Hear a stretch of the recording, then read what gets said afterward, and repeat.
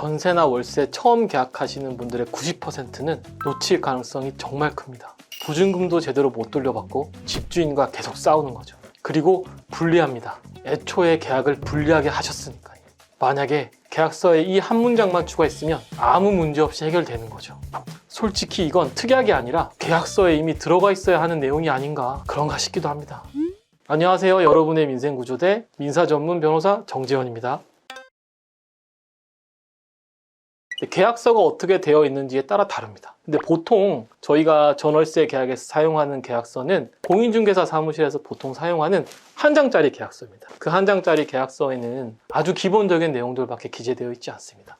보증금, 임대차 기간, 그리고 목적물 그 정도만 기재가 돼 있고 나머지 내용들은 민법상의 일반 조항들에 관한 내용이기 때문에 그 개개의 계약의 특성에 맞는 내용들이 기재되어 있지 않습니다. 그래서 그 개별 계약마다 특약을 적을 필요성들이 있는 거죠. 여러 가지가 있는데요. 대표적인 것부터 말씀을 드리면 등기부 등본에 관한 특약이 기재가 돼 있어야 합니다. 임대인은 잔금 지급기일 이전까지 등기부상 기재되어 있는 저당권, 가압류, 압류, 가처분 등과 같은 등기부상의 하자를 말소시킨다라는 내용의 특약이 필요합니다.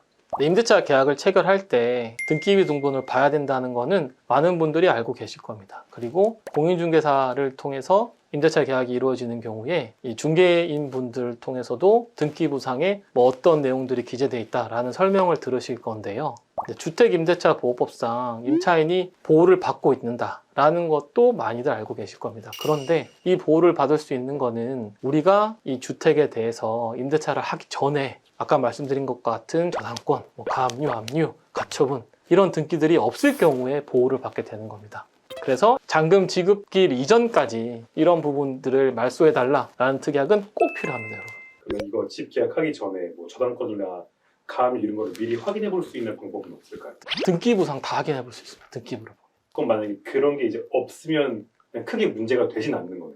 그게 없고 지금 상태는 깨끗한 상태다 라고 하면은 임대인은 현재의 등기부 상태를 잔금 지급일 다음 날까지 유지한다, 이런 특약이 들어가야 됩니다.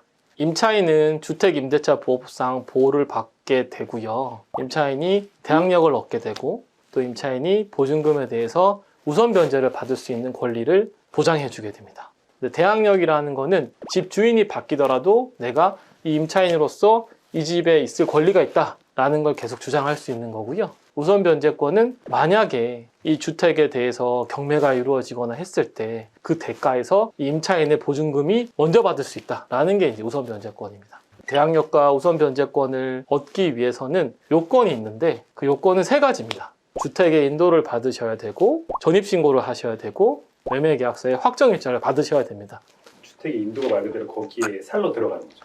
이사를 간다 내지는 열쇠라도 넘겨받는다, 열쇠가 없으면 현관 비밀번호라도 전달을 받는다. 그래서 아까 말씀드린 요건들 실제로 언제 획득하게 되냐, 매매계약서의 확정일자를 받는 거는 미리 주민센터에 가서 받아 놓는다 하더라도 주택의 인도와 전입신고 같은 경우에는 잔금을 치르고 이사를 온 날, 그날 보통 이루어지게 되죠. 근데 법에는 대항력과 우선 변제권은 요건을 갖춘 다음 날 획득하게 된다라고 정해져 있습니다. 그래서 그런 요건들을 획득하게 되는 잔금일의 다음 날까지 이 등기부상의 깨끗한 상태를 유지하게 한다라는 특약을 정하시는 게 좋습니다. 등기부 등본의 기재 내용과 관련된 특약에 대해 말씀을 드렸는데요. 만약에 등기부 등본에 이미 저당권, 압류, 가압류, 가처분 등기가 되어 있는 경우라면 그 잔금 지급일 이전까지 그런 등기들을 말소한다라는 특약이 필요하고, 등기부상에 문제가 없는 경우에는 잔금 지급일의 다음 날까지 위 문제없는 상태를 유지한다라는 특약을 정하시는 게 좋습니다.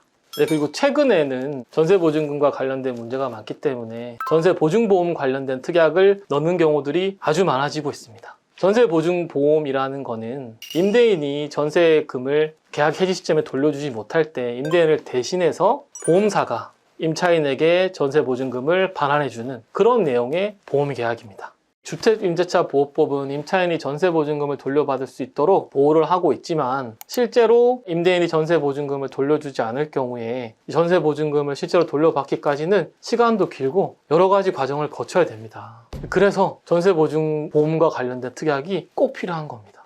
전세보증보험 가입이 불가인 경우 전세계약을 무효로 하고 그 즉시 보증금을 반환하도록 한다. 이런 내용의 특약이면 됩니다. 이 전세보증금이 워낙 큰 금액이기 때문에 전세 대출을 받아서 전세보증금을 마련하고자 하시는 분들이 많은데요. 근데 막상 전세 대출을 받으려고 했는데 이 임대인 쪽에서 협조가 되지 않거나 그게 아니면 이 전세 목적물의 문제 때문에 전세 대출이 불가한 경우들이 있습니다. 그럴 경우에 특약을 맺어놓지 않으면 정말 이 계약을 해지를 할 수 있는지 여부에 대해서 다툼이 있고 만약에 해지를 한다 하더라도 임차인이 위약금을 지불해야 되는 건 아닌지 또 뭐 그런 분쟁이 있을 수 있습니다. 그래서 그런 분쟁을 막기 위해서 이런 특약이 필요합니다. 특약의 내용을 예를 들면 본 계약은 임차인이 전세자금 대출을 받아 잔금을 지급하는 조건으로 임대인 또는 임차 목적물의 귀체 또는 하자로 인하여 전세자금 대출을 받을 수 없는 경우 본 계약을 무효로 하고 임대인은 계약금 전액을 즉시 반환하기로 한다. 이런 정도의 내용이 필요한 거죠. 대출을 받을 수 없는 경우 무효라고 했잖아요. 네. 그럼 만약에 그 임대인이 정말 뭐 제3금융권 약간 이런 데 대출하면 되는 거 아니냐 이런 식으로 우길 경우에 어떡하죠? 그런 분쟁이 있을 수 있습니다. 그렇기 때문에 이 특약을 정할 때 만약에 그런 부분이 우려가 된다라고 한다면 분쟁을 미연에 방지하기 위해서 은행에 대해서는 제1금융권의 은행으로 한정하고 이율에 대해서도 얼마 이하의 이율의 전세자금 대출의 경우에만 전세자금 대출로 인정한다. 이런 내용의 특약을 정해놓으면 좋을 것 같습니다.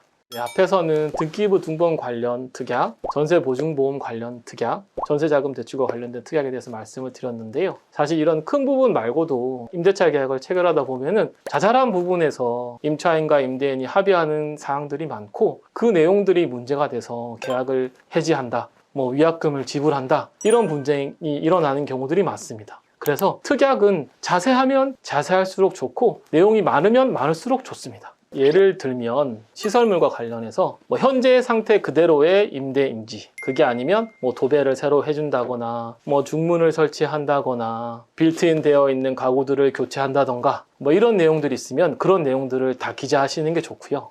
옥탑방 같은 경우에는 옥상을 사용하게 해준다거나 아니면은 공용 공간에 있는 창고를 특별히 임차인만 이용하게 한다 하면은 그 창고에 대한 이용에 대한 내용도 들어가면 좋겠죠. 그런 부속시설에 대한 협의 사항도 적으시면 좋습니다.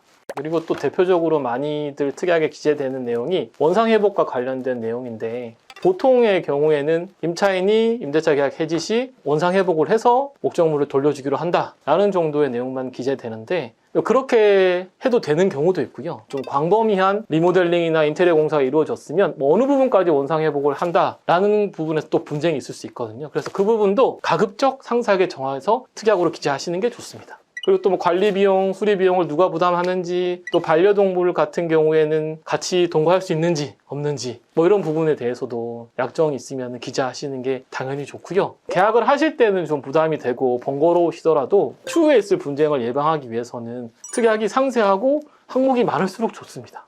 우리나라 같은 경우에는 아직 사례는 없는 것 같은데 외국 같은 경우에는 임대차 계약을 체결할 때 정말 세세하게 특약을 다 작성하고 예를 들면은 못을 어느 방에 몇 개를 할 수 있고 못의 크기는 얼마고 못은 어떤 형태여야 되고 그런 것까지 정하는 경우들이 있습니다.